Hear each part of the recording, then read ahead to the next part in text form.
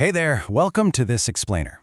So, I hear you've got an exam on Malaysian local government personnel systems coming up in what, exactly 2 days? If you're staring down questions 1 through 6 on your syllabus and feeling like you need to absorb all this material yesterday, you are absolutely in the right place. We're going to tackle this together and basically build your ultimate cheat sheet for mastering the 3 personnel systems. Seriously, first things first, take a deep breath. I know it seems like a lot, but we're going to take all that incredibly dense administrative jargon from your lecture notes and turn it into a super simple, easy-to-remember story. It's kind of like a Goldilocks story, honestly, all about finding the absolute perfect administrative balance for local governments. By the end of this, you'll have exactly what you need to ace those 6 questions. Okay, here's our game plan to get you exam ready. 1. We'll define the 3 systems. 2. Look at the flaws of the closed system. 3. Explore the perks of integrated systems. 4. Do a quick head-to-head comparison. 5. Dive into Malaysia's Fusion Hybrid. And 6. We'll wrap up with the perfect balance. All right, Section 1, the 3 systems defined. This is our baseline. To lay a really solid foundation for question 3, we have to start with the closed personnel system. You might also see this called the separated system on your test. Think of this one like a completely independent mom-and-pop shop. The local council makes every single rule. They have the absolute highest level of administrative autonomy.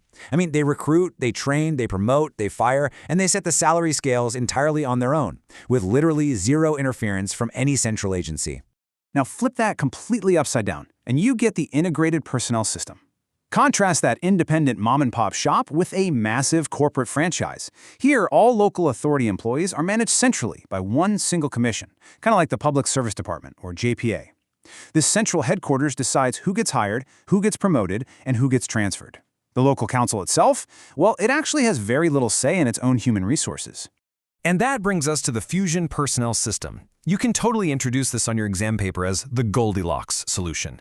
It's a true hybrid. It's not too isolated like the closed system, and it's not too centralized like the integrated system. It's just right. It gives local authorities a certain degree of administrative autonomy, but still allows the federal and state governments to keep control over the really big important personnel matters. Moving on to Section 2, flaws of the closed system, or why being too isolated is actually a huge problem. If you want to nail question 6 about the disadvantages of the closed system, lock these 4 flaws into your memory right now. First, there are absolutely no staff transfers unless you flat out resign. This severely limits career mobility. Second, because you're stuck in that one single council, there is intensely stiff competition for very limited promotions. A junior officer might be waiting years for a senior spot to open up. Third, smaller councils usually just don't have the cash to fund proper staff training. And fourth, because they set their own pay, financially weaker councils face severe shortages of professionals. A small rural district council just cannot offer the same attractive salary to an engineer or an architect as a wealthy city council can. So, to summarize the closed system for your essay, while total independence sounds fantastic in theory, the reality is that high autonomy often just equals low staff morale and incredibly limited resources. Being stuck in one small council with no upward mobility, zero training funds, and no professional peers, it's basically a recipe for organizational failure. Okay, Section 3. The perks of integrated systems. Think of this as the corporate fix. Since the closed system has so many holes, how do we actually fix it? Well, that answers question 5 on your syllabus, the corporate fix. Centralizing power actually solves those resource problems beautifully. Here are 4 massive advantages. Number 1, incredible career mobility. An assistant in a small district council can be promoted to a major city council without having to resign. Number 2, standardized, fair salaries across the board, which naturally attracts better talent. Number 3, centralized training.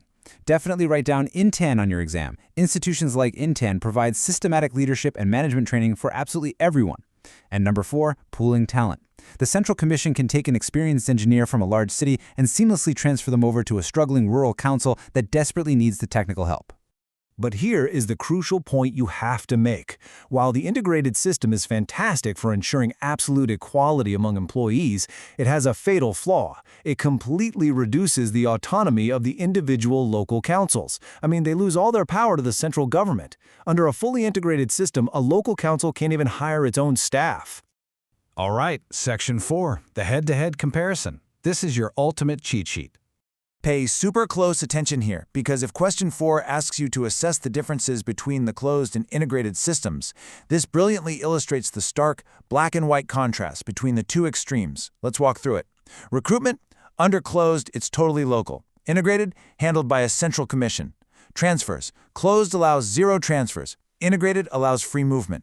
Autonomy, closed has complete local power, while integrated means centralized control. And salary? Under the closed system, it varies entirely based on how rich the local council happens to be, but under the integrated system, it is strictly standardized across the board.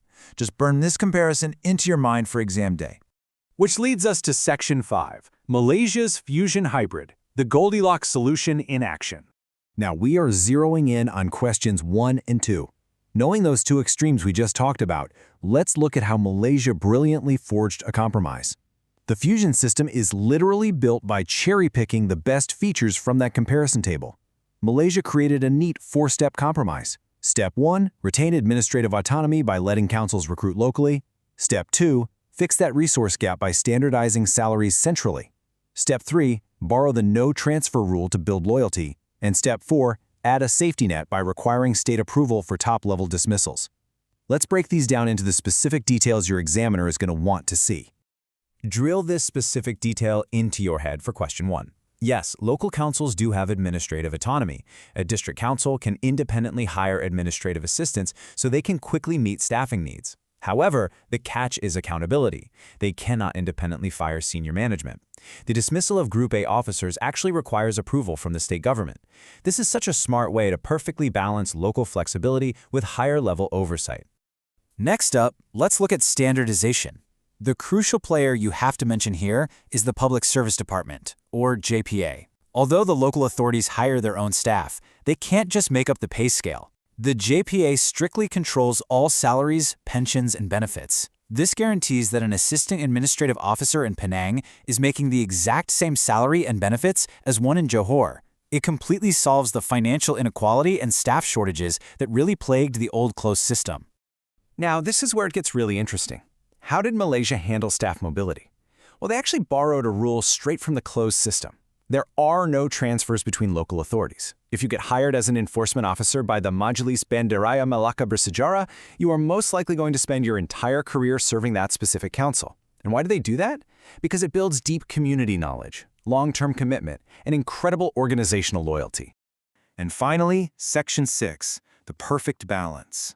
As you wrap up your essays for questions 1 or 2, you want to summarize how the Fusion system is ultimately all about balancing decentralization with central supervision. But I want to leave you with this provocative thought to ponder, maybe even throw it into your concluding paragraph. Does the Fusion system truly offer the best of both worlds? Or does it just create a whole new set of compromises? Sure, smaller councils don't have to compete financially anymore, which is great. But on the flip side, larger councils are now restricted from offering higher salaries to attract really elite talent. It's a fascinating balance of power. Keep that critical thinking in mind, rely on the structured arguments we've covered today, and you are going to absolutely crush this exam in 2 days. Good luck studying, you've got this, and I'll see you in the next explainer.